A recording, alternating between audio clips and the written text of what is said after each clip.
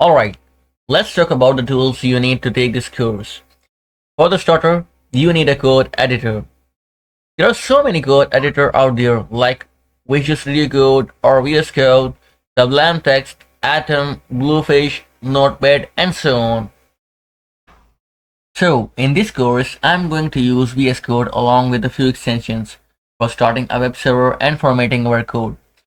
You're welcome to use your favorite code editor if you know what you are doing. Otherwise, head over to visualstudiocode.com and download the latest version of VS Code. Now here inside VS Code, we are going to install a couple of extensions. So let's open the extension panel and search for Prettier. Here's the extension we are going to install, Prettier Code Formatter. In this extension, we can format our code and make it prettier.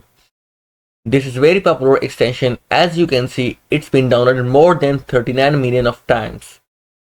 So here you're going to have install button, just click it and you're done. Next, we are going to install another extension called Live Server.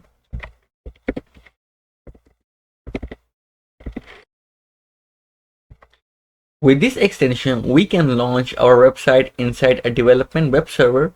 Again, this is very popular extension. It's been downloaded more than 43 million of times.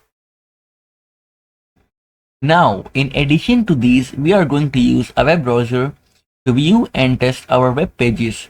Again, you can use your favorite browser, but in this course, I'm going to use Google Chrome, and I encourage you to use the same browser so you can easily follow the course.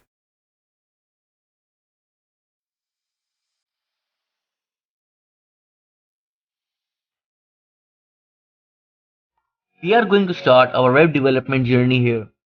In every session, you will learn something new about web development.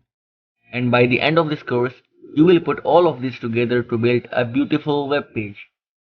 In this section, we are going to talk about the fundamentals of web development. You will learn the languages and tools used in web development, as well as the key concepts such as URL, HTTP, DOM, and so on. We are also going to talk about how websites work, so you will understand what exactly happens under the hood when you use your browser to visit a website. You will also learn how to inspect network traffic using Chrome DevTools, which is very popular tool by front-end developers. We will also talk about the basics of HTML and CSS and validating web pages, which is something a lot of developers miss.